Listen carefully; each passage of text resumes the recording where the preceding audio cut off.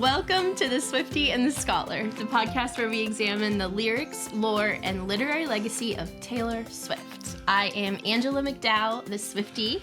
And I am Dr. Uncle Jerry, the scholar. Hello, Uncle Jerry, Uncle Dr. Jerry. How are you? I am very well, thank you, Angela. Yes, please leave in the comments whether you prefer Dr. Uncle Jerry or Uncle Dr. Jerry. What do you prefer? Just pretty much just Jerry is fine, yeah. No, that doesn't work here. I know, no, we got to have doctor in there just to show my cred, right? Yeah, somebody did say that I'm cousin Angela, which I did appreciate. Niece Angela. Yeah, but to these people, I'm their cousin because you're our uncle. Oh, I see. I'm the uncle to all. Yes, and then somebody else did comment like, does he know how many nieces he has now? That's great. I accept you all. Yeah, I was like, he's everybody's uncle. Yeah.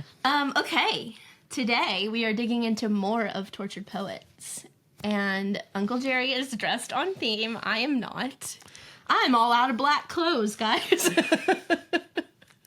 I prefer a lot of color. So I have two black sweaters. Yeah, we're doing the black dog today. I am the black dog.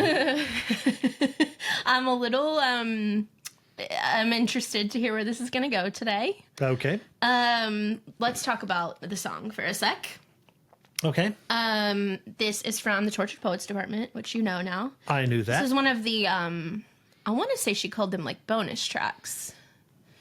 I don't know. But it's not. It's like it's not the beginning of the second half of the anthology of this the double album. So from 2024, this was self-written by Taylor, but written and produced by our good buddy Jack Antonoff. I know him. Yeah, he's just everywhere. Yeah, and the reason I brought this one up in the queue is because everyone was requesting it because Taylor said one little sentence and sent everybody into a tizzy that nobody knows what she's talking about in the Black Dog. And I think that's probably a little dramatic. Seems like. But let's get into it. Okay. I'm ready. Okay. I don't feel any pressure at all because I've seen a couple of comments that say, Uncle Jerry needs to talk about the Black Dog. And just because apparently she said this thing. Yeah. Okay, so let me just dispel the magic right here. Okay. Oh no. Yeah, I don't know if this is a Black Dog pub in any particular location. Yeah. I don't think anyone can know that unless Taylor Swift herself tells us. Right. Okay, so let me bring up the name of a French critic to you. Okay. His name is Roland Barthes. We call him Roland Barthes. I was going to say, I don't know how to spell that. He has an S on the end of his name, but the French, you have to laugh. When the French, I can't do that. That's pretty good. Yeah, that they say Roland Barthes. Roland Barthes was a French literary philosopher, essayist, and he wrote a very famous essay titled "The Death of the Author." Okay. Death of the Author was anthologized in a book, and then it has been republished a number of different times. I'm going to read a quote. So the quote that I like from Death of the Author is, "A text lies not in its origin, but in its destination." Oh, I like that. Yeah. It's very cool. Yeah. So his idea in Death of the Author is once the author completes the text and gets the text out into the world, it becomes the possession of the reader. Mm-hmm. Okay. So I'm going to say the Black Dog is mine. The Black Dog is yours to interpret as you want to. It really no longer belongs just to Taylor Swift. She released it. This dog is running wild. Okay, I'll have to stop you there because you just blew my mind a little bit. The last song on this album is called The Manuscript. Okay. And she ends it, I think it's at the end, she says, "And the story isn't mine anymore." Right.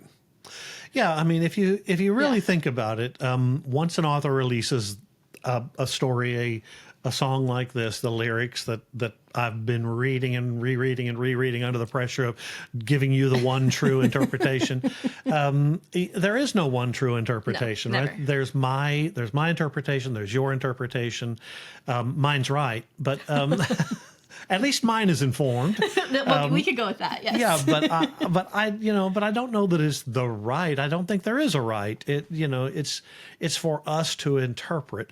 And I mean, if you think about 100 years from now, Taylor Swift will have passed on, and as hard as she fought to retain the rights to her songs, and you've talked about this, and I was not aware, but yeah, she fought very hard to get her first 6 albums, right? Yeah, and to retain the rights to all those songs. As hard as she fought, 150 years from now, they'll be out of copyright. So they'll be anyone's, right? And she'll be gone. Her rights will have been evaporated. It's my expectation that people will still be reading these lyrics. People will still be listening to these songs. I mean, we talked about Peter recently, and I think if you mourn the loss of your childhood, if you have one of those moments where you have a recollection of innocence, and then you hear her song, it should touch you in a personal way. And she doesn't have to be there to tell you what the song means. exactly. Yes. If you've ever looked across a room at a party and you've caught someone's eye and you had that moment where you felt enchanted, and then you listen to the lyrics of her song Enchanted 150 years from now, she doesn't need to be here to tell us that exactly how to interpret this song. I think the same is true of the Black Dog. I think the Black Dog, and I'm sure I'm not breaking any new ground here, is about a lost love relationship and about her anxiety, her depression over that lost love relationship. And if that's ever happened to you, then the song is still relevant in your life, whether you're listening to it now or whether someone 150 years from now is listening to it. So, I'm going to remind you of Roland Barthes, Death of the Author, and the fact that he says a text lies not in its origin, but in its destination. Yeah. And we are the destination of Right. this song. Yeah. So we get to play. Whatever you want it to mean is what it means. Well, within reason. I think you have to have an informed opinion. Yes. Right? I mean, you have to base your interpretation on the lyrics, on the words. Agree. Yes. Or I haven't heard the song yet, as is our practice. I'm kind of looking forward to it. I'm expecting a slow, quiet song with a little depressive angst and maybe even a scream when she's screaming. I don't know. We'll see. Okay. But, not having heard the song yet. But yeah, I mean, our interpretation should be based on our feelings, our experiences. It should be based on the words in the lyrics. It should be based on the music that we hear, the intonation of the voice. And we get to put all those things together. Right. Right? Because we are, in the words of Roland Barthes, the destination. Yes. Agreed. Okay. I'm with ya. That's my foregrounding to Uncle Jerry has no miraculous answers for you, and maybe you do, and that's cool, Yeah. And we want to hear it. Yeah, we do. I love reading ever since you put me on reading the comments a couple of weeks ago, it's been fun because, I see stuff and I think, oh yeah, that's a cool idea or that's a cool interpretation. So yeah, I'm not the only person with an opinion here. Right. Okay. That's my foregrounding to this song. Okay. That's my disclaimer. We're the destination. I'm the destination. Yeah. So, you want to hear what I thought? I do. Okay. I'm dying to, actually. First of all, the Black Dog. Yes. Okay. The Black Dog is a folklore archetype. Anytime you see the color black, what should you think of? Death. Or, now be careful because algorithms drop us if we use that word. Unaliveth. Yes, unaliving. Yeah. Uncle Jerry's learning about algorithms. Yeah, because I have Riz. So,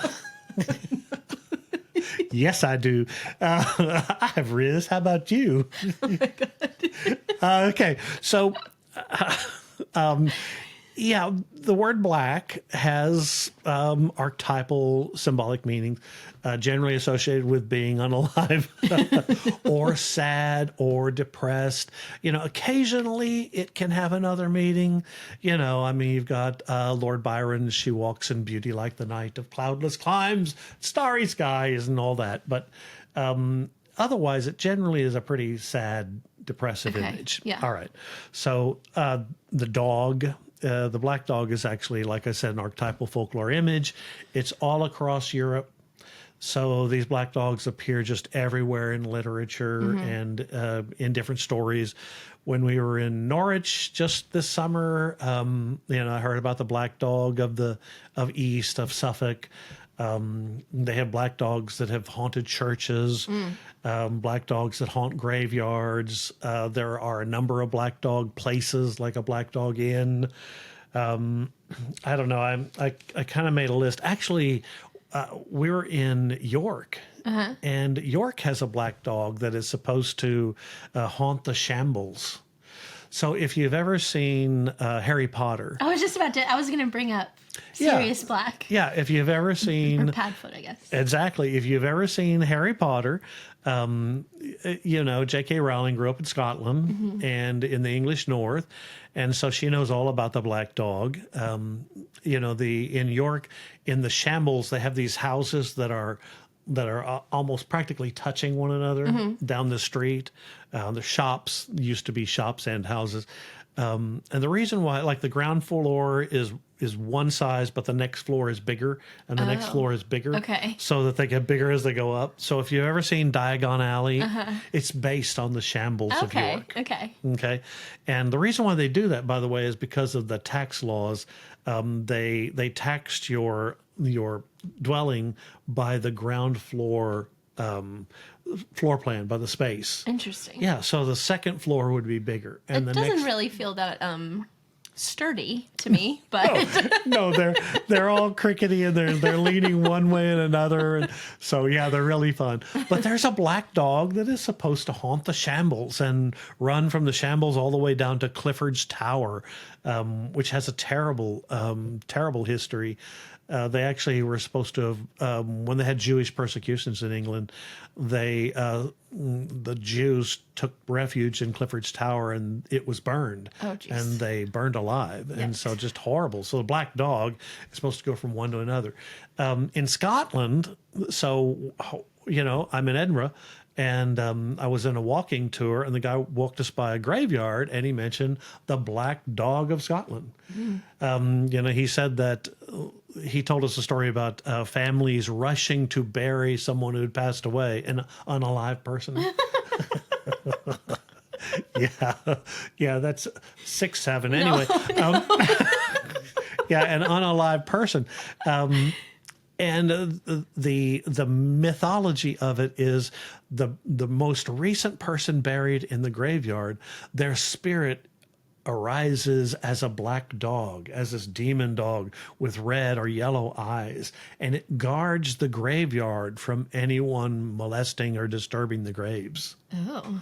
I know. So you don't want your loved one to have to spend time as a black dog waiting for the next person to be buried. So he said sometimes when people died on the same day. Oh, okay. So they would hurry up. Rush down to the graveyard, or there might actually be a fight to get them in the ground. Oh my gosh. So dramatic. I know. So they don't have to spend who knows how long as this black dog guarding the graveyard. Wow. Yeah. So okay, that's interesting. Isn't that fun? Yeah. So there are all kinds of black dog legends of this demon dog. He's in the West Country, in the East Country. He's called Black Shuck. Okay. In the North, he's also referred to as the Grim. Okay, we're back to Harry Potter now, right? Yeah. So, yeah, the word the Grim comes up. He's called Horny Jack in Lindisfarne country. Oh, gosh, I wrote down a whole bunch. Oh, he's also called Padfoot. Oh, so we're back to Harry Potter. Wait, that's like a real That's like a thing that existed before Harry Potter. Yes. Uh-huh. Oh, I had no idea. Oh, yeah. So the Grim and the Padfoot are both forms of the black dog. Okay, interesting. I didn't know that about the Padfoot. Yeah. So there you go. We're all learning so much. Even, I mean, if you've ever read Sherlock Holmes, one of his quintessential stories by Conan Doyle is the Hound of the Baskerville. Mm-hmm. The Hound of the Baskerville roams the moors above in Yorkshire, and he's a black dog. So the black dog is generally a symbol of a spirit of death, a spirit of sadness, a spirit of depression. Mm-hmm. The black dog can hound someone who's depressed. Mm-hmm. Again, in the East Country, they tell a story about a woman who was critically depressed in the 17th century, and she began going out into the woods and howling like a dog. So, you know, when I see this poem, immediately I think of the black dog of folklore. Yeah, that's what my interpretation of it was at the beginning, was like as depression, basically. Mm-hmm. Because I actually have 3 black dogs at home. You feeling okay? I love them, though. Okay, good. But they're always right there. You know, right. Especially one of them. It's just right there. I can never go anywhere without her. And I feel like that is like an apt metaphor for depression, is that it's just this thing that, you know, it's just beside you, right beside you, no matter where you go, you know? And it just kind of haunts you and follows you, and you can't get rid of it. Well, you used the right word with haunting. Yeah. So I'm sorry. I have my copy of the Malleus here. This is the Malleus Maleficarum. The Malleus Maleficarum is the hammer of witches. Okay, so that's like that's a mouthful. I know, right? The Malleus Maleficarum is, it was written in 1486. Or at least an early compilation was made in 1486, so late 15th century, and it is a truly evil book on how to torture witches. It is the hammer of witches. So they began to be interested in how to catch witches, how to drive a confession out of them, and it gives different mechanisms of torture for witches. And it was roundly condemned, and then it was sometimes used as a reference manual. And one of the things in the Malleus is the torture of witches to drive out their black dog. Oh, okay. Yeah, so this spirit of evil doing. Interesting. So there you go. And, okay, so before we even get to the line about the Black Dog Pub, can I talk about the Black Dog Pub? Please. So you told me there's a pub that everybody thinks that this is. Well, that pub they really just leaned in, and we're like, we are called the Black Dog, so we're gonna get the Swifties. And they have lyrics outside, wait. Yeah, exactly. Okay, good. So I don't know if it was like a chicken or the egg situation. I don't know if Swifties were like, hey, I know this bar called the Black Dog, or if that Black Dog was like, we are the Black Dog, you know? But yes, there is one that has really embraced it.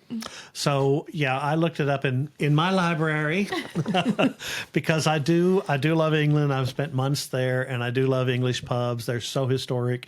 One of the reasons why I love them is, so many people, authors, politicians, famous people frequented these pubs. And so I love to go. And I mean, I've take selfies of me sitting where Dr. Johnson sat, or Charles Dickens sat, or Alexander Pope. And so I have for the Love of London Pubs, which is sort of a goofy book. I mean, it's nice because it's geographic around London, and you can follow it around. There are lots of very historic pubs in here, and they mention a Black Dog Pub. Okay. There's a Black Dog Pub in Vauxhall. That's about a 25 minute walk from the Great Eye. That's the one that has claimed. Is that the one? Yes. There you go. Yeah. Personally, I'd rather go to the George. It's more historic. Or the Cheshire Cheese, which we learned about here. The Cheshire Cheese. The George is great. It's in Suffolk. Shakespeare was there, for goodness sakes. That's crazy. There's a Black Dog mention in this book that I had. It's just the pub, right? That's fun. And so I looked it up, and it's not the one in Vauxhall. It's one in Whitstable, and it's a micro pub. Okay. So this is something that's been kind of popular over the last 20 years or so. Yeah. They take these little tiny bitty nooks and they pretty much just serve drinks out a window. Cute. Like there's about enough room for one person behind the bar and 3 people in. Yeah. You know, but people just stand in the street and chat, you know. I mean, it's cool. Drink their beer. Their pint. They have their pint and they have their society, right? It's just a common name. Right. It's like the Red Lion, right? You'll find a red lion everywhere. You know, the color of St. George is red. The lion is the national animal. Yeah. The red lion. So, yeah, everywhere you go in England or in the English-speaking world, you'll find a red lion. Personally, I think this is the Black Dog ice cream shop in Chicago. Oh, totally. Yeah, either that or right here in Arlington, Texas, Black Dog Arcade. Oh, should we go there? We should have filmed this at the On location. On location in the Black Dog Arcade. It's one of those retro arcades. Cute, yeah. Yeah. So Black Dog. So yeah, I just want to dispose of the idea that the Black Dog is a very popular, very familiar, you know, folklore motif, and it is a sign of depression, sadness, you know, overwhelming grief. Yeah. That kind of thing. Yeah. Loss. And it's appropriate for this song, Agreed. for this poem. Yeah. Okay. So Let's do it. now that we've gotten Roland Barthes and the Black Dog out of the way, verse 1. Yes. Thank goodness. People are going, dang, that was a lot to get through. I am someone who, until recent events, I love the phrase recent events, right? It's very detached. It's very sanitized, right? It's like you left me, but I'm not going to say that. That's right. It's very measured. It's like the kind of thing you say through your gritted teeth. You shared your secrets with, so we were intimate, but now I'm being detached and far away. Okay, so yeah, immediately I recognize this is another one of her songs about sadness over loss or angry or angst over loss. And you shared your secrets with, and your location. You forgot to turn it off. Do you share your location with anyone? I honestly don't know how to do that. Okay. I think that's fair. Sorry. Everything I know about my telephone, my grandson Oliver has shown me. Yeah. And he's done some things to it. So you probably are sharing your location with some people. I know that their parents share their locations and they share theirs with their Yeah, I parents. share with my parents They- and my husband. Yeah. I think honestly, your daughter might share her location with my parents. Oh, maybe so. I'm pretty sure. I mean, Leslie and I have been out with the grandkids, and you know, Jillian will be in the back seat, and she'll say, "Hey, Mom and Dad are at the mall," and it's like, yeah, I do the same. yeah. I think I also have Grandmommy's location. Oh, mostly at home. It's just at home or at the beauty shop. Yep. Getting the big hair. Okay, so I love the way that there's a caesura, that break in the middle of that line. Yeah. And your location, like not a complete sentence. Yeah. Grammatically fun. Yeah. It's truncated. It's like, you know, you forgot to turn it off. Yeah. And so I watched as you walk into some bar called the Black Dog.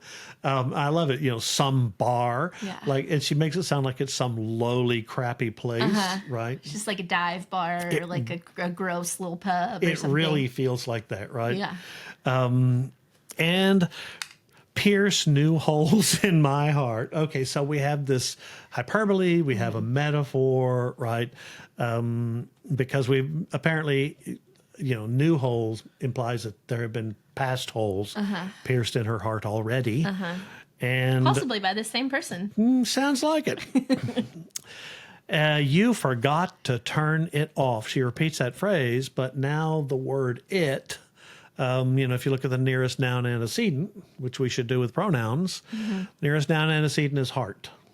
Yes, I'm with you here. Yeah. Because I feel like it took me, I don't know, 100 listens before I was like, wait a second. Right. She's not talking about the location again. She's No. talking about her heart. Yeah, and the deal with the heart is you cannot turn it off. Right? So the feelings that she had for him, although slowly regressing, she can't divest herself of them. Apparently he can. Yeah. But also there's nothing that, like, you forgot to turn it off almost means to me, like, you're doing these horrible things, but, like, I still wish you were here, you know? Like, Yes. I'm mad at you, but I'm still want you to come back. Yes. Because it hits me. Well, and the use of the word "hit" is clearly well chosen, right? It's a very physical feel. I mean, she feels it physically. You know, it's like being hit in the chest. Yeah. You know, you see that kind of thing, and you just have this terrible bang. I mean, how can he be out in the world, living a life, going to a fun place with who knows who? Yeah. Well, I'm just laying here on my phone watching. Right. That is a black dog day. Right. A black dog feeling. Yeah. So I do want to point out a literary device that she uses here that I really like, and we hadn't talked about. And you know, you notice it if you look at the first words of the lines in this verse. You see how she uses "and your location," and "so I watch as you walk," and "pierce no holes," and "it hurts." Right. That is the literary device Polysyndeton. Polysyndeton. Polysyndeton. Polysyndeton is this emphasis of repeated words, usually conjunctions. Shall I sing the conjunction junction song for you? What's your function? Yeah. Usually and, or, but, things like that, right? And, you know, neither or, you know, neither this, nor that, nor that, nor that. This or this or this or this. Okay. So here she's going, and your location, and I watch, and pierce new holes, and it hits me. It's like, and another thing. That's right. So why do we use polysyndeton? You know, we use it because it's rhythmical, right? So, I mean, it's a poem. It's going to be a song as soon as I hear it. Yeah. But it's also for emphasis. It also creates in this poem a level of frustration, right? You're doing this over and over and over and over, right? And so she feels this almost overwhelming pounding of frustration. Interesting. Yeah, so a great literary device, polysyndeton, here to We haven't talked about that one yet. No, Do you Brandon? have to have a certain number of repetitions to be a polysyndeton? No. Okay. No, you don't. As a poet, in case you're out there writing your poems today, no, you don't have to necessarily build, but Just like two. But you should build up 2 or 3. Yeah. Yeah. But yeah, there are a number of different poets. Elizabeth Browning actually uses polysyndeton. Okay. Yeah, a lot. So there you go. Someone I think she admires. Yeah. So. And that's the first stanza, the first verse. Yes. The chorus. Yes. I just don't understand, which is a great line. Yeah. I mean, after you start with the detachment of "I am someone," you know, who until recent events, you know, then she comes back with, "I just don't understand how you don't miss me in the black dog." So he's in the black dog, but she's in the black dog, right? She's in this state of depression. I don't know how you don't miss me. I'm depressed. Why aren't you? Yeah, depressed? why are you just out having fun? Right, exactly. Yeah. And then she begins to almost fantasize, because she's not there. This has to be a fantasy. She fantasizes life in the Black Dog pub, where they're playing the starting line. Do you know the starting line, the band? No. Yeah, this is peak millennial. Okay. This is when Taylor is at her most millennial. This is a band from like when I was in high school. Like an emo, like just very of like 2007, you know, like very of that time. Lots of people have theories about which starting line song she's talking about. Of course and I would they do. love to hear what song all of you think it is. So I did look up Starting Line. Oh, okay. Yeah, and I did see that it was a band from that time period, and I'm thinking, oh, he's listening to one of their favorite bands, right? Or maybe, as you say, their favorite song. I also know that starting line is an expression. Right. So when you're at the starting line, you're at the very beginning. Oh my gosh. Right. So she's imagining him out with apparently a young girl. That's the next line. And they're at the starting line of their relationship. Yeah, I got so caught up in thinking about the band that I didn't look deeper. Well, I mean, this isn't terribly deep. It's just pretty much right there. Right. No, you're absolutely correct. But I didn't look at all extra. Yeah. Yeah, it's at the beginning of the relationship. Yeah, so that's interesting. It is a starting line. And he jumps up. You jump up. Oh, he's excited. Yeah. Good for him. He loves this song. Yeah. Is she excited? I am someone who, until recent events. He's having a great time. Yeah.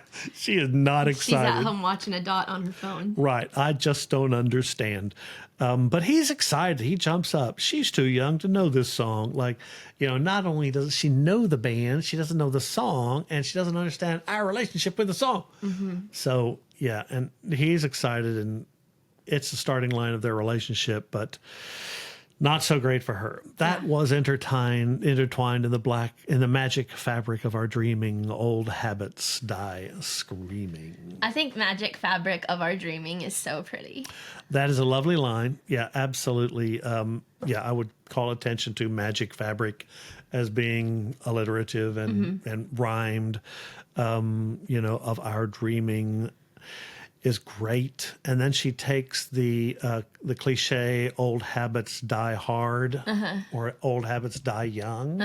And just as she always does in her best work, she doesn't just throw a cliche at us. She takes a cliche and bends it to the meaning of the song. Yeah. So old habits die screaming. And so that's when I was wondering when I was reading, oh, is she going to scream or is she going to raise her voice or how does she sing this? And of course, the other old habit that she has is checking his location. Right? So I feel like the old habits means so many different things. right. Yeah. It's checking the location. It's, thinking about him. Is she an old habit for him? Is he an old habit for her? Right. So the black dog in folklore is generally known for its howl, for its blood-curdling scream of a howl. Okay. And so, we're back to that black dog. So that actual black dog is screaming. Screaming, yes. Oh, dear. Yeah.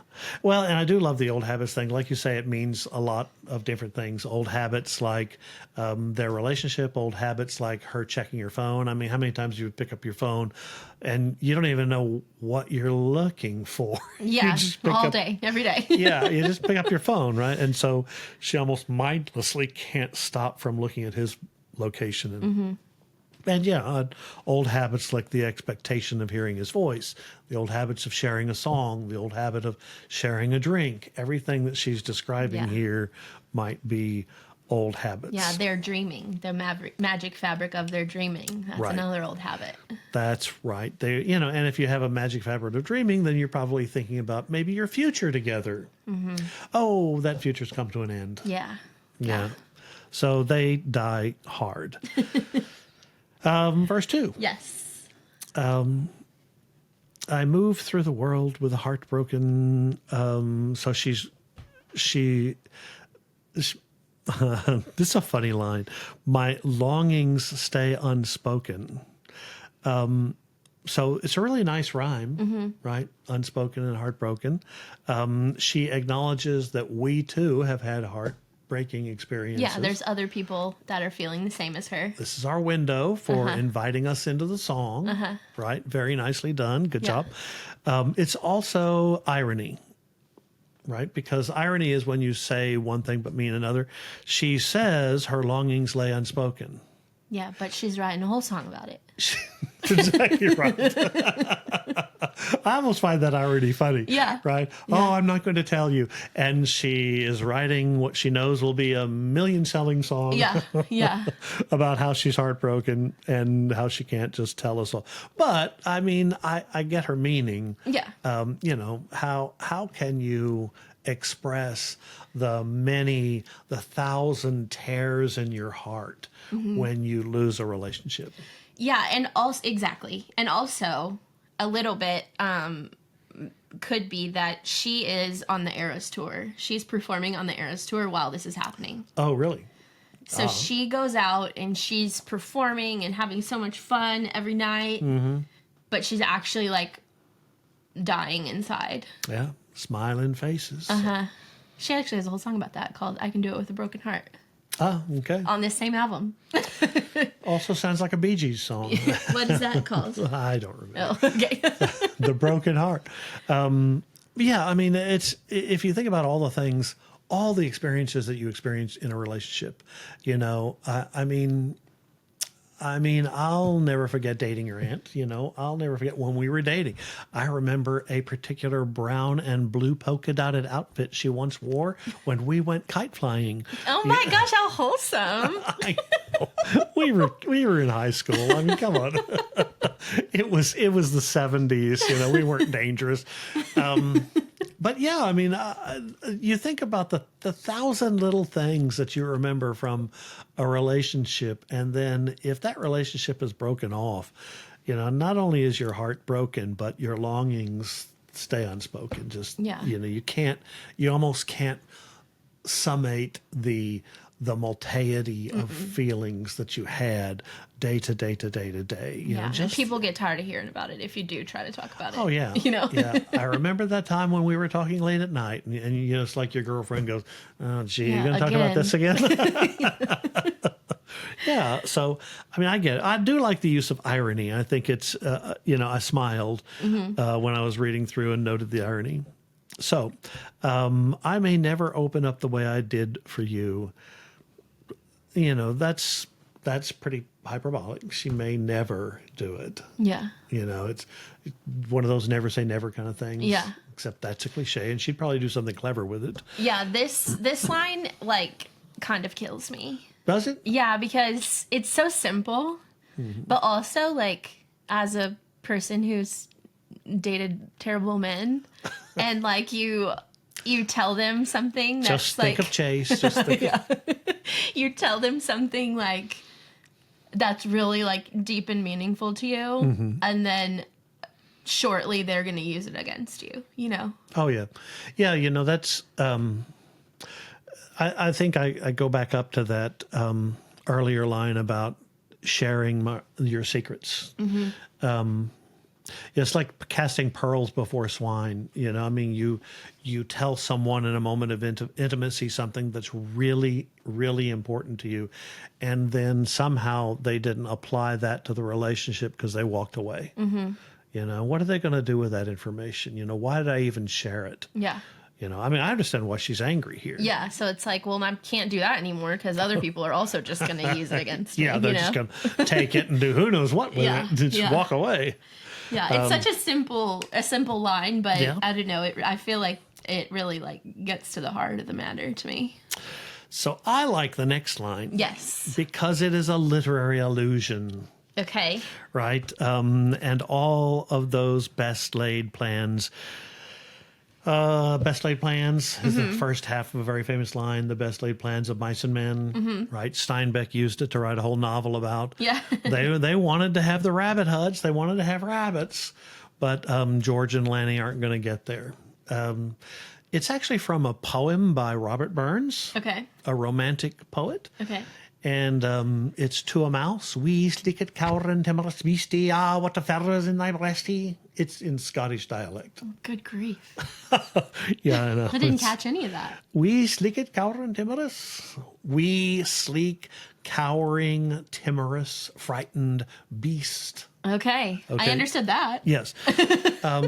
So in the poem, Robert Burns is a farmer, and he is out plowing his field to turn it over to fallow for the winter. Okay. Okay. So after you harvest in the fall, in the late fall, just before winter, you go out and replow your field to turn the earth over, reoxygenates it, and it lets it go fallow until you plant again in the following spring.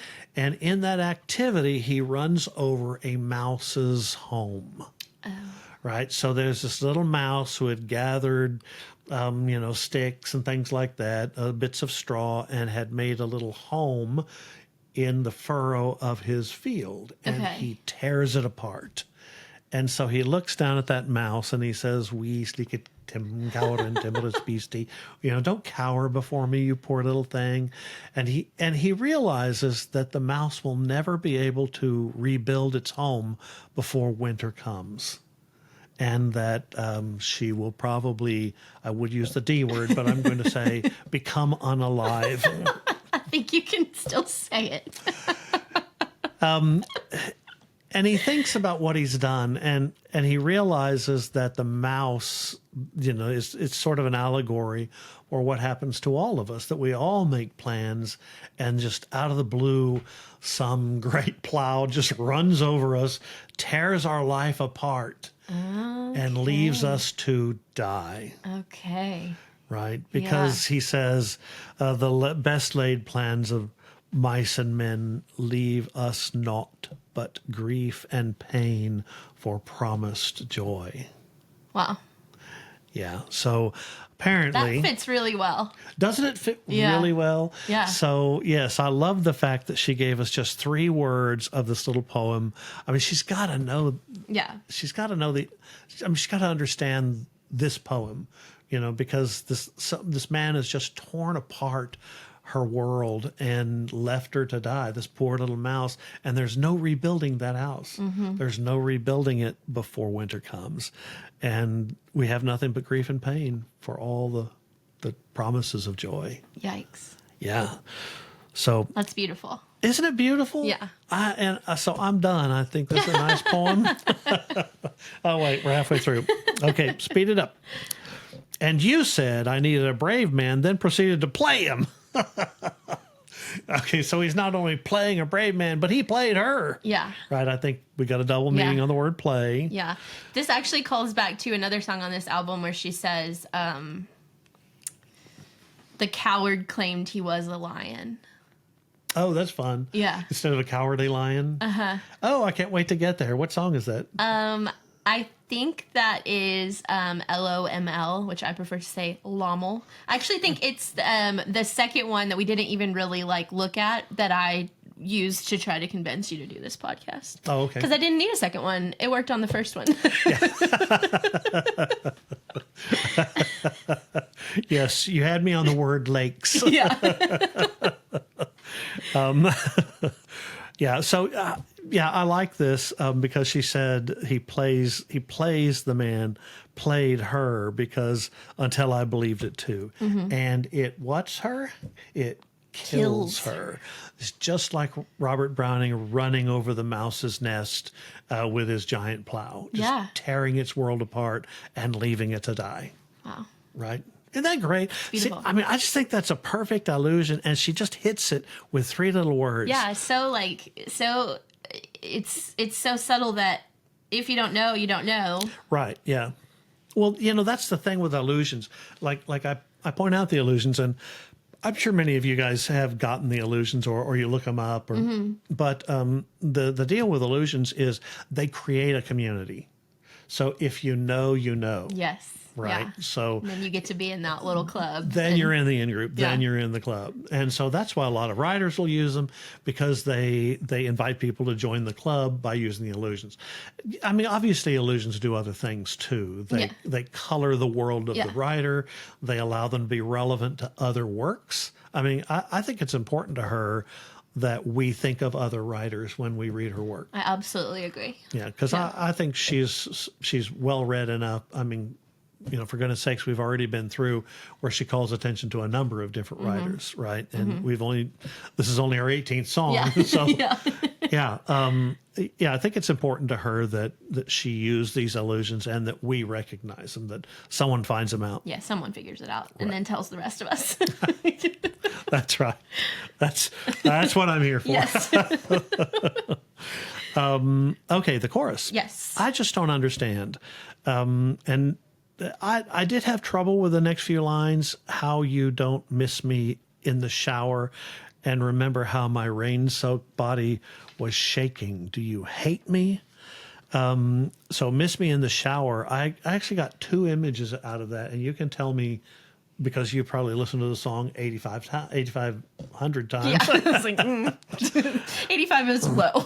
So it feels like she's talking about an intimate moment of showering with someone, which is lots of fun and and very intimate, right? And so, but it could also be that she's out in a shower, like she's in the rain, and then you get the next line, you remember how my rain-soaked body was shaking, right?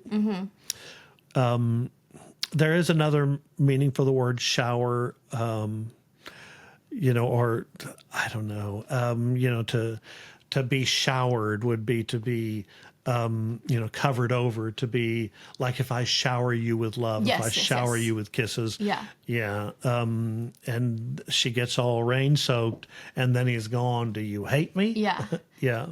So, but I thought that was a little more obscure. Okay, so I do have thoughts on this. Good. So I do like your first interpretation that it's just like, we had these like intimate moments.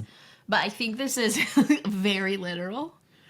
And again, on the Eras tour, the person who probably half of the world thinks this song is about, and I think probably who everybody thinks that this specific chorus is about, was at her, I want to say it was the Nashville shows, and one of them was a rain show. So it got delayed by like 4 hours or something.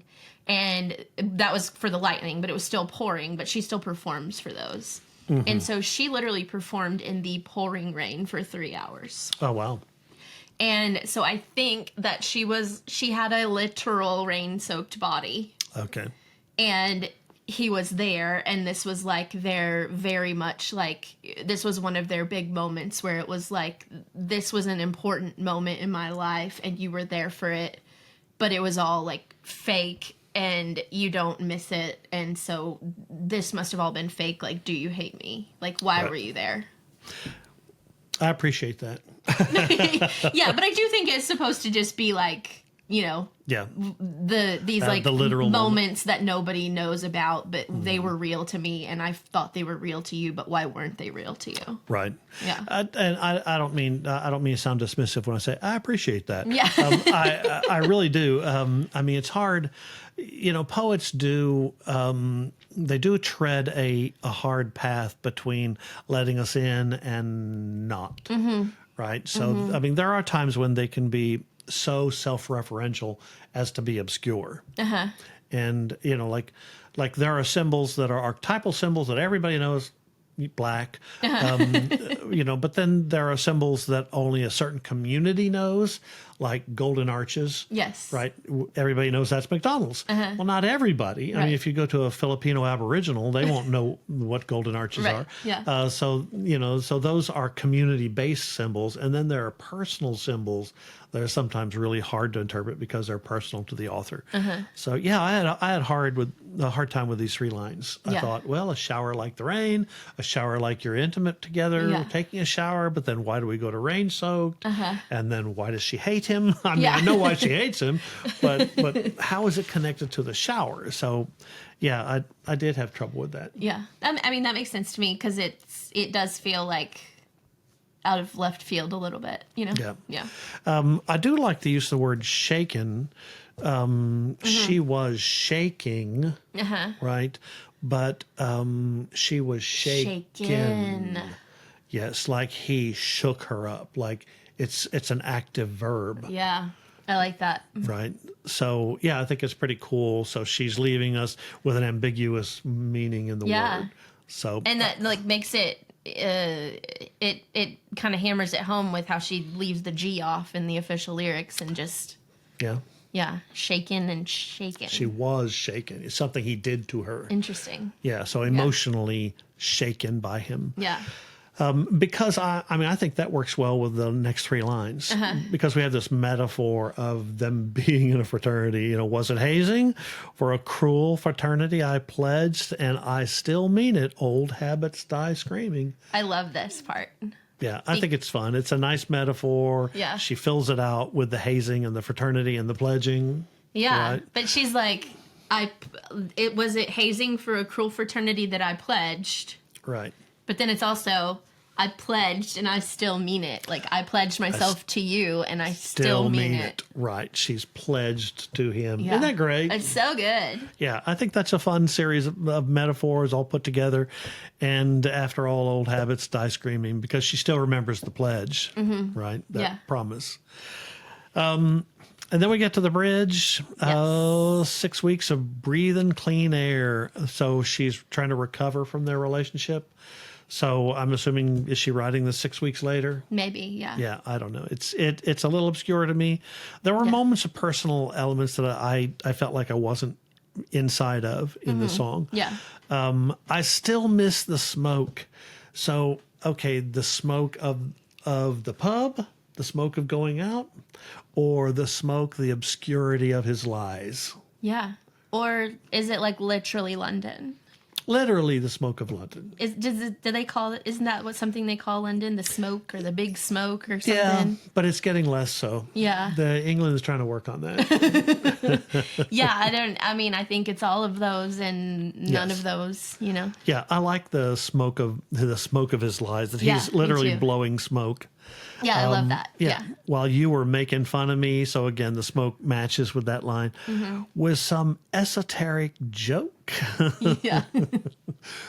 So esoteric here means like, again, for a small audience, some high styled joke that only a few people understand. So it's like she didn't quite understand that he was playing a joke. Yeah, she was in it. Yeah, she pledged to that fraternity. She was the butt of the joke, but not in the esoteric crowd that understood that her pledge would be ignored. Yeah. Yeah. Now, I want to sell my house and set fire to all my clothes and hire a priest to come and exorcise my demons. Okay, maybe hyperbolic. Just a little. And metaphorical, that she needs to exorcise her demons. Yeah, and blow up her whole life. Just blow up her. And I have to tell you, I thought of another song. Okay. Do you know the Iconopop song, I Love It? Yeah. You love that song. Yeah, I do. Oliver loves that song. Of course he does. I threw your shit into a bag and threw it down the stairs. I ran my car into a bridge. Yeah. I don't care. Yeah. Okay, that's fun. No, that is a fun. Like, we're just gonna ruin everything because you ruined me. Tearing up the world. Yeah, it doesn't matter anymore. Yes, I think that's kind of fun. Yeah. And hire a priest to come and exorcise my demons. Okay, let's go back to the title. What's a black dog? A demon. It's a demon. I guess that's kind of it. Yeah. So the priest is going to exorcise the demon that this guy is, and maybe he's the black dog. Right? So maybe the guy's the black dog.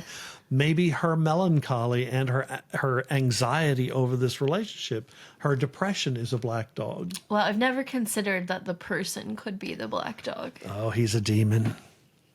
Wow. Yeah. And I do like the priest. I heard a comic recently who said no one calls a non-denominational worship leader when they need an exorcism. They always call a priest. Those Catholics, they know what they're doing with those demons. Exactly right. Even if I die screaming, and I hope you hear it. Yeah.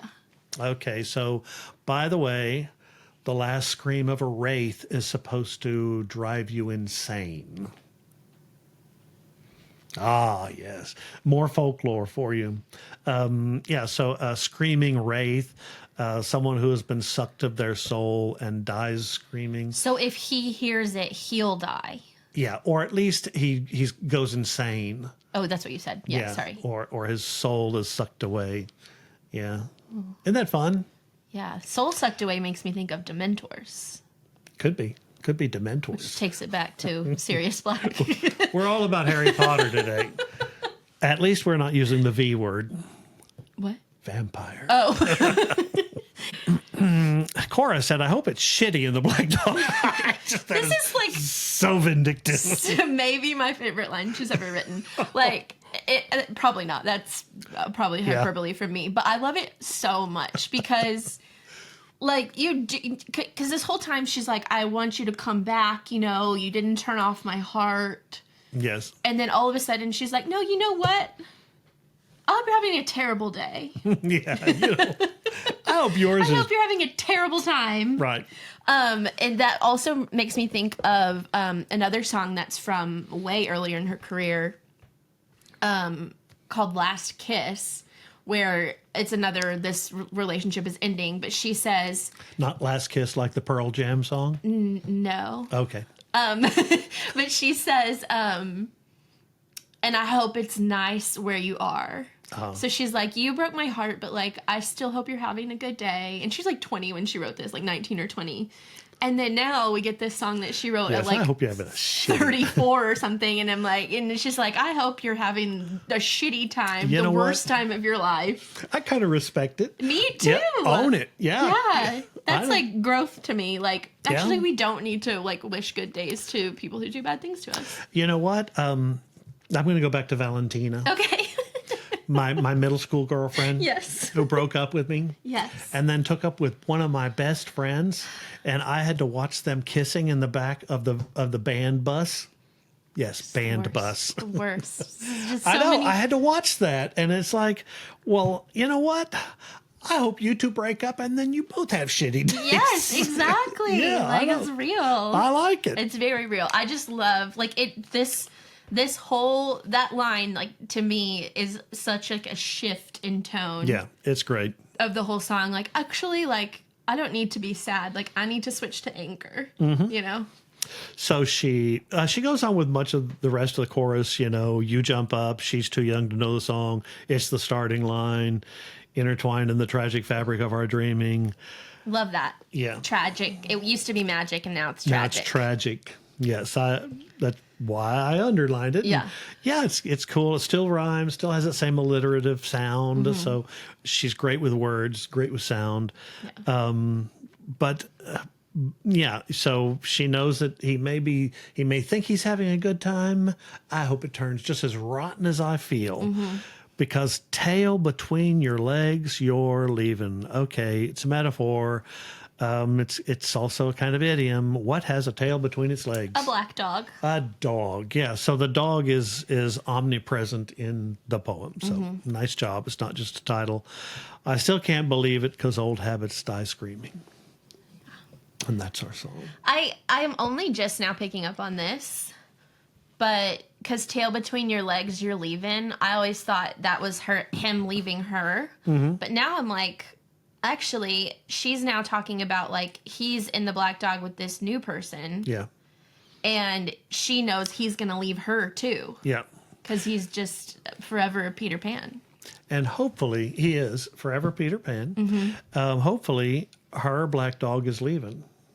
So maybe she's going to get over her depression. Because she moved on to anger, which is a different level of a different stage of grief. Yeah. So maybe as she moves through the grief, the black dog will be leaving her as well. On the Uncle Jerry scale of breakups, anger is a whole lot better than depression. Agreed. Right? Yeah. So it's okay. Old habits die screaming. It's hard. I did have an overall impression of the poem as a kind of it belongs in in the Gothic tradition. Okay. In what we call the Gothic tradition. So a dark poem with this image of demons, the exorcism, that kind of thing. Okay. I mean, I went through the diction, and you look at the words that she used: pierce, holes, hit, die, screaming, heart broken, kills, hate, shaken, hazing, cruel, smoke, fire, exercise. Wow. Yeah, if you put about all those words together, and it's this dark place. It's this castle of Otranto. It's this Frankensteinian Gothic tradition that she's drawing on for this poem, and appropriately, it's all focused around that black dog image. So, yeah. Do I care if the black dog is a pub? I really don't care. No. Yeah, I think that the whole poem is really, in terms of its diction, in terms of its themes, revolves around this black dog imagery. Agreed. Yeah. Yeah. Okay, can I tell you something that troubles me? Yes, please. Okay, you know that I'm not always appreciative of confessionalist poetry. Yes. Okay, this is also an archetypal confessional poem. Okay. So I went back through and I looked at the pronoun use. Okay. In this poem, we have 17, there are 45 lines. Okay. Okay. She uses the word I 17 times. Wow. Okay. It's very self-focused. She uses the word me or my 12 times. Okay. That means in 45 lines, she uses the word I, me, or my 29 times. So in 2/3 of the poem. Yeah, I guess so, yeah. Yeah, so this is a very self-focused, but then, I mean, I'm not saying that I dislike it just because she uses the first-person pronoun or one of its variants. She really is bearing her soul to us. She really is tearing open her chest and examining her own heart in this poem. You know, I think it's worth noting. She does use the word you or your 15 times. Okay. So, you know, again, 29 to 15, Yeah. 2/3 Twice as much. twice as much. Yeah. And so she's considering the other, but she's already pushing him out of her life with the pronoun use. Interesting. Yeah, I thought that the pronouns were interesting, especially with a confessionalist poet. I want to see how many times. I think she does leave those little windows open for our participation. And maybe she is typifying the sort of feeling that we all feel when Valentina sits in the back of the bus kissing somebody else. That's what I was going to say, is that as somebody who kind of uses Taylor's lyrics for half of my life to understand and be able to better explain the words that are the feelings that I'm feeling. It doesn't bother me when she's saying I, because when I'm singing it, that I becomes me. Oh, yeah. You know, when I'm singing this in my car. I think so. And that's the deal with confessionalist poets. I mean, you know, that's why we read Sylvia Plath. Yeah. You know, that's why we read Emily Dickinson, you know, because the I in their poetry is relevant to me. Yeah. So, and I do think that she does leave windows for us to participate, like I said earlier, in this poem. So, yeah, I'm not being condemnatory when I say this is clearly a confessionalist poet, but Yeah. It's just not your favorite style. it's not my favorite style, but and I think it's worthy of noting. You know, I think it's the type of thing when you do a diction study that you ought to take a look at the pronoun use, and you ought to note that she uses I, me, or my 29 times. But I'm really more interested in the diction that attaches us to the Gothic tradition. Yeah, I like that. Right, all these words like pierce and hit and die and exorcism and cruel. Yeah, And, so dark. right, yeah. So I'm anxious to hear the song. Okay, let's listen. All right, let's Okay, hear it. we are going to... I think we're just going to listen to the album track. Okay. Okay, we'll be back. Okay, give us your thoughts. Well, you heard me laugh out loud. I don't mean to be insensitive. Yeah. Yes, but when she screams the word screaming, I thought, aha. That's what... She really plays with the different emotions she like travels through here. Yes, I think it's so fun. I also like her exaggerated use of the pauses in the line, the caesura, and you jump up, pause. There's a comma there, but she's too young, and then she pauses again to know this song that was intertwined, pause, and the fabric. So it's almost like she's like swallowing, like she's gulping down, like you're taking bitter pills, trying to hold it back hold in, it hold back. the emotion in. Yeah, I like it that it starts out with the piano going ding, ding, ding, ding. It's like, she's like metronome, like just trying to get over it, trudging along. Trudging. I love the way she sang the word kills me. And how you don't miss or how you don't miss me, it's like angry. She really hits those. So, and the last screaming is I hope a better resolution, but kind of pathetic. I mean, I think when you are resolved to the end of a relationship, there is a certain level of pathos. And it's a very sweet way. I also think she's very sweet when she sings the line, "I just don't understand." It's a tiny voice. She starts out really like much of a smaller voice, a more composed voice, where she's just like sitting in the sadness maybe, and then she starts like cycling through the anger and the resentment and all of the different feelings. That abandonment. Yeah. I'm back to Roland Barthes. It's our song now.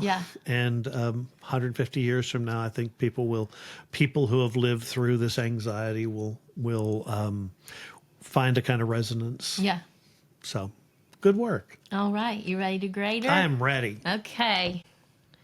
For the grades for The Black Dog, we need to talk about lyrical strength. Okay. There's less forthright rhyme or there's a less metrical habit here than we've seen in some of her other work. I really like the way she uses caesura to break up the phrases. Again, like she's kind of gulping, kind of grasping at understanding. So I thought it was really nice. 94. Okay. Narrative and structure. Narrative, I don't know. Do we put the black dog with the narrative part or? I feel like would that be lore and literary references, or would that be narrative and I guess literary references. I do like the Polysyndeton, right? The use of and I noticed in the second verse, she kind of hits at it, and I may never open up the way I did, and all these things, the best plans, and it kills me. Right. So she's using this, it's almost like, piling on, just this and this and this and this, until she's just overwhelmed by it. So, I think it's nice. 94. Okay. Production and atmosphere. I like the screaming. I like the metronome like opening. So, it was good. It's a nice song. I would listen to it. Okay. You were swaying. I just love it. She was swaying. I can't not. Gosh, am I just going to be redundant? Maybe I'm into the Polysyndeton. 94. We're doing it here. Yeah. Lore and literary references. Well, the black dog really works in this poem. Yeah, it really does. You really getting into it with that explanation, really kind of brings it home. That folklore, that hangover, that that howl in the Yorkshire moors, that dog that drags a man out of a church by his leg in the East Country. I think that she hits it. She talks about exorcism. She talks about a dog, the tail between the legs. So she constantly brings the dog back into our vision. It's one thing to use an image, but then it's another thing to use it consistently and meaningfully. And when she talks about the tail between the legs, she doesn't even have to reference the black dog. We should just know. know. It's And those 3 words, best laid plans, that open up that whole world of To a Mouse, were very touching to me. That's such a touching poem, kind of pathetic poem anyway, to realize that without meaning to, you can cause the death of another creature. And they don't go right away. They have to suffer into the winter before they pass, and she's suffering now. That really works for me. So I'm going to say 98. All right. And emotional impact. It's hard for me because I've been very happy in my romantic life. This one's not as much relatable for you. Not as relatable for me. However, I will say that I mentioned this to 1 or 2 other females in my acquaintance, and they told me that it's very emotional for them because they have lived through this at other times. Yes. And so other than my experience with Valentina, which was, as you may note from the gray hair, some time ago. A little bit. I'm going to credit it with having an emotional appeal. Okay. So 92. Okay. That gives us a 94. Yeah, that's good. Yeah. I did I'm not mad at it. I did have more empathy when I heard the song. It was hard to hear her say the word screaming. That last screaming, to this day, yes, kind of. There's a relentlessness to it, an inescapable relentlessness to the way she sings that last word. Yeah. Yeah. 94 is okay. That's I'm not mad at it. Okay, good. It's no Peter, I guess, but Yeah, still a good song. Yeah. A good poem. yeah, I love it. Okay. Any other thoughts? No, ma'am. I've got it. Always check your diction. Okay, yeah. That you've said that a couple of times now, and I still haven't done that, but I just need to do that for the next one. Come on, kids. I Get know. out there. Gotta Circle the words. do my homework. Okay. Make sure you're subscribed everywhere. YouTube, Spotify, Apple Podcasts. So you get notifications when a new episode drops. Make sure you're following along on Instagram and TikTok at Swiftie and Scholar Pod. We're having a lot of fun over there. A lot of you are new and found us and have been blowing me up all weekend, and I'm having a great time. So that is at Swiftie and Scholar Pod, and you can find me on Instagram at Angela Wyatt McDowell, and you can find Uncle Jerry here reading about folklore black dogs, probably. Probably. Yeah. Yeah. Okay. We'll see y'all next week. Thank you. Bye. Bye.